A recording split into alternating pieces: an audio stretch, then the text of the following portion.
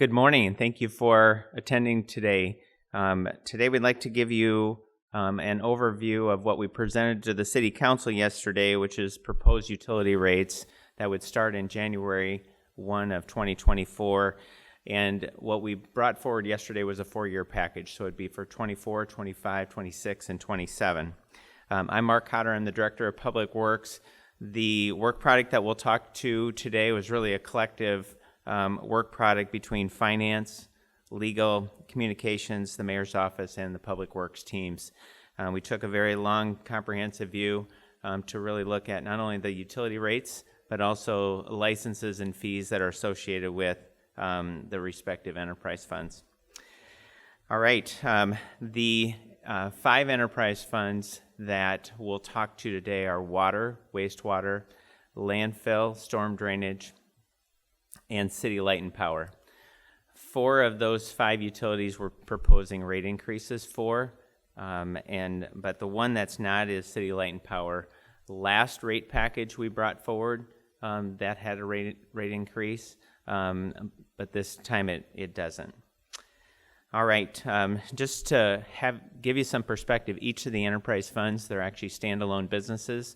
So what that means is they're self-funded. So the revenues that are paid for by the users go into those funds, they stay in those funds, and that's ultimately what funds the operations, maintenance, equipment, and the strategic capital needs of each of those respective utilities.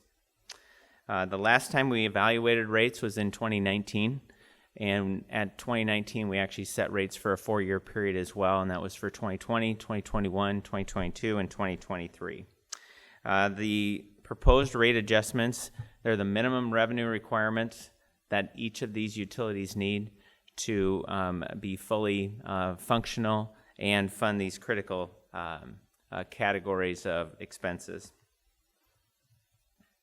If the City Council approves them, which will be in front of them on the first reading on June 6th, and then the second reading on June 20th, like I said at the beginning, they would go into effect on January 1 of 2024. All right, let's get started. We'll start with water purification. The proposed rate increases for water purification are in 2024 would be 6%, in 2025 would be 5%, 2026 would be 4%, and in 2027 would be 4% as well. To give you a perspective on what this may impact the average monthly customer, and when we talk about average, when we look at the whole continuum of our customers, we have over 60,000 utility customers in Sioux Falls. The average customer uses about 5,200 gallons of water every month. And so we'll benchmark off that average use, but just since that is the average, there's a whole host of customers that use less than that. There's a whole host of customers that would use more than that. But when you just look at that consumption amount with 5,200 gallons of water with a 6% rate increase on the current rates, that would add an additional $1.73 per month to that customer's bill. And then as we go through there, we've also provided the information for the respective years. Right now, just one of the areas that we'll show you when we show you the benchmark slide is that the City of Sioux Falls has a very low fixed fee, and then you really pay for the amount you use. So you're really in direct control of how much water you use and also how you can regulate your own bill. So when you look at this benchmark slide that we provided yesterday to the City Council and then also is here today, and then we will direct you to the web page at siouxfalls.org/rates. We'll show you these benchmarks, but the one thing to really look at is that the dark blue bar right by the city name, that's the fixed fee. So that's the fee that you pay if you use a gallon before you use any water. But then what these benchmark slides are using is this is a large regional study that gets done on an annual basis. They pick a value of 6,000 gallons. So just know that our average customer uses 5,200 gallons per month, but for the purposes of this benchmark slide, they picked 6,000 gallons per month. Sioux Falls today, with our current water rates, enjoys the lowest collective rate on this entire chart. Provided no other rates go up, we would move from the lowest to fourth position.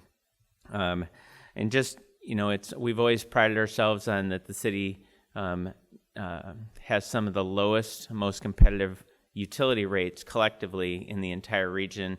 The last time we proposed rate increases, water did not have a rate increase. In fact, 6 of the last 10 years, water has not had a rate increase. And so, but with this next proposed rate increase, we just went through those respective rate increases.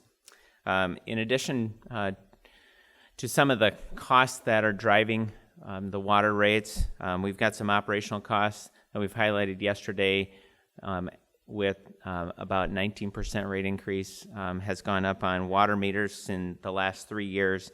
We've seen almost a 59% increase on the chemicals that we use to treat the water. And so just know that there's a lot of drivers we've all seen costs increase in recent years, and we're also trying to account for them in the years to come. Some of the large capital projects that will be funded with this rate increase are additional improvements to the water purification plant. Some of our lime softening basins need to have new mechanisms put in them. Water transmission system improvements, those are the large water mains that move water around the city. We're making some of those investments. Most recently, Minnesota Avenue, when that was reconstructed from Russell Street down to 2nd Street. We took out a 36-inch water main that was put in decades ago and replaced it with a 42-inch water main. So some of those transmission mains, those are in the core part of the city, but they're also on the edge of the city to most effectively move rates. All right, let's go to the next utility, which is water reclamation. Proposed water reclamation rates for 2024 would be 6%. In 2025 would be 6%, 2026 would be 5%, and 2027 would be 5%. The average consumption for water reclamation is actually slightly less than water, and that's at 44,600 gallons. So when we apply a 6% rate adjustment to that in 2024, that would raise that customer's bill approximately $2.29. We've also provided what those additional monthly rate adjustments would be for those respective following years. Primary reasons for driving some of these rates, similar to water purification and those treatment chemical costs that we've seen significant increases to. We also need to continue to make capital investments to make sure we provide this good, reliable service that our customers have come to expect. So we'll be improving system capacity, rehabilitating existing infrastructure, and also expanding for the continued growth of the city of Sioux Falls. We'll show you a benchmark slide of where we currently sit and where we would sit after 24's rates. Similar to the water, where the dark green bar represents the fixed fee, and then the volumetric charge, or the volume of water that you use or send to the wastewater plant, is also based on 6,000 gallons here, just for comparative processes. And so we're right in the middle of this group of cities, and with the proposed rate increase of 6%, we would move down one notch, provided no one else on this chart increases their rates. All right, let's go to storm drainage. Storm drainage, these rates apply to property owners only. And so the best way to reference this is that there's a special assessment fee that's on your property taxes. And the way we show this is that our recommended rate adjustments are 4% for 2024 through 2026, and then in 2027 it would go down to 3%. But if you look at a typical 7,500 square foot lot, today's annual drainage fee would be $61.26. with a 4% rate increase that would raise that annual amount by $2.47. So the adjusted for a typical property owner that owns a house lot, a residential lot, that would go from $61.26 up to $63.73. Some of the capital projects that are really driving some of these this recommended rate increase are drainage improvements into existing areas. We're consistently going in. If you drive through town right now, we're doing a number of storm inlet repairs. It's just to make sure that our collection systems are collecting that storm drainage and efficiently getting it to the drainage ways and ponds and rivers. We're also making some regional drainage improvements like Southwest Sioux Falls project. We've been in a multi-phase project in the southwest part of the city, and we'll continue to build out those projects that have been informed by master plans.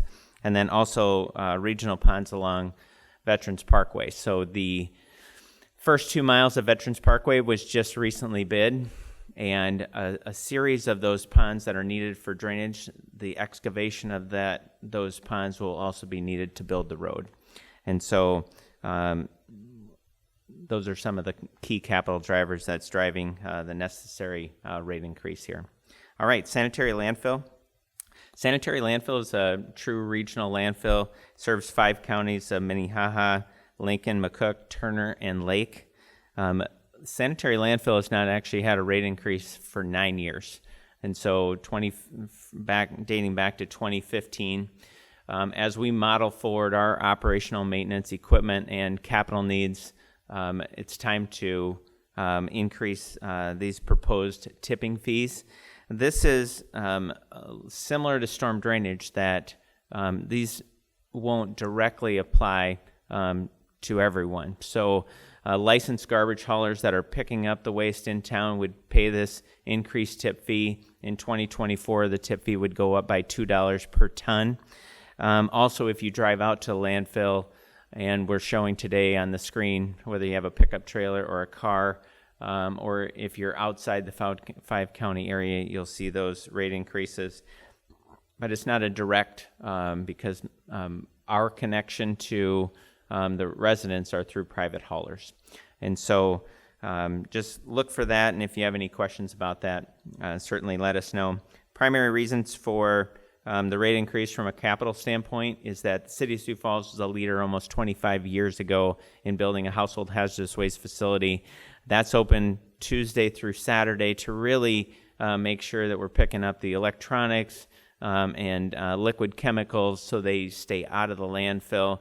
That's been very successful, but it's time to really kind of optimize and expand that facility to meet the increasing customer needs. We'll also be looking to design and construct Cell 5. When we have done a recent landfill master plan, there's 10 cells that have been laid out.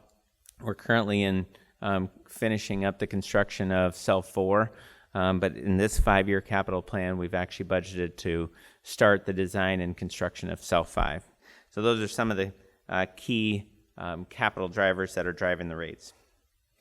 All right, as a benchmark and see how we compare, there's again, we've, as this slide shows, when you look at a number of cities across the Midwest, we enjoy some of the lowest solid waste tip fees in the entire region.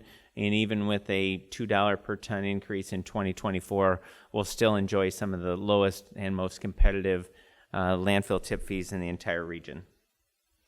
All right, next thing that we took a look at is not only the rates that our customers charge, but what are some of those actual licenses and fees associated. And one of the probably best ways to take a look at this is to actually go to siouxfalls.org/rates. We've got the ordinances that have been marked up, redlined, that have taken a look at a number of licenses and fees. And I'll just highlight the liquid waste hauler fee, for example. We've taken a look at the licensing fee for each one of those, but then also when they go to a particular location, we've not updated this fee in quite some time, and so you'll see an increase in the per location, whether it's domestic waste or industrial waste. In the lower left-hand side, we're mattresses, for example. The cost to recycle those mattresses has gone up since the last time that we set fees. It's currently at $9. We're proposing a rate increase up to $13, and that's a level cost for us when we actually take it to the local vendor and have those mattresses recycled. We want to keep those out of the landfill. They don't compact well, and when there's a beneficial use to recycle those, we want to try to take advantage of those. One of the other pictures is water tap fees. Just the cost of those materials. Some have gone up, some have gone down. So we've reconciled those fees to really make sure that they're accurate today, but then we've also did a four-year look forward on those.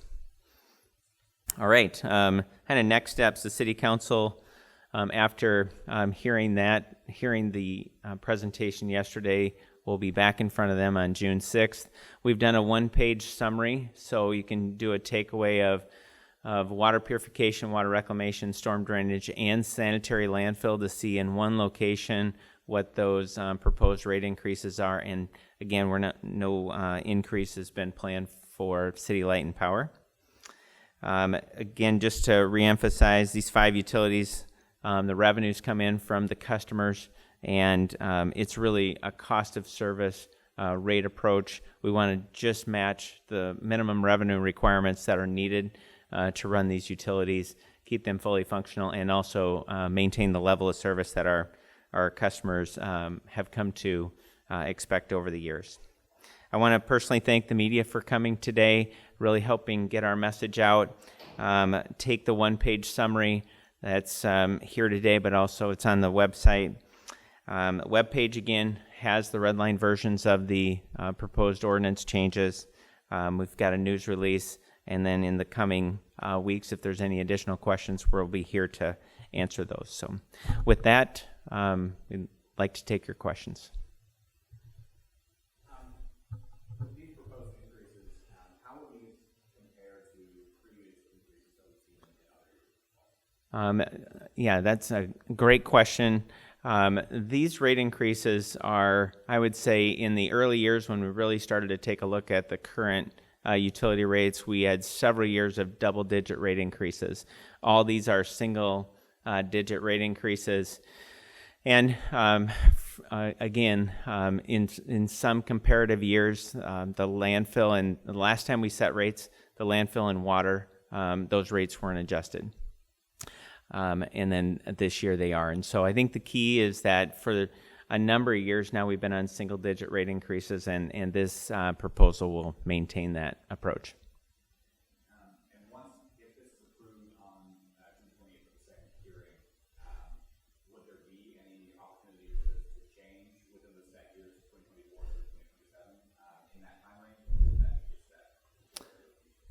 The intention is for them to be set. We've only had one other time where we've actually had to come back and do a mid-year rate adjustment in one utility, but it's rare. And so our intention is, as we take a comprehensive look and load our financial models, we're not only, like, for example, we'll reconcile last year's operational costs, but then we'll also put escalator drivers on what we expect electricity to do, gas to do, wages to do, treatment chemicals, and we'll put those escalator drivers on all those cost categories. So we're hoping that even in the future, if we continue to see cost escalation on some of those key operational maintenance equipment or capital projects, that our proposed rate package can account for those, and that we won't have to come back mid-year. That's our intent.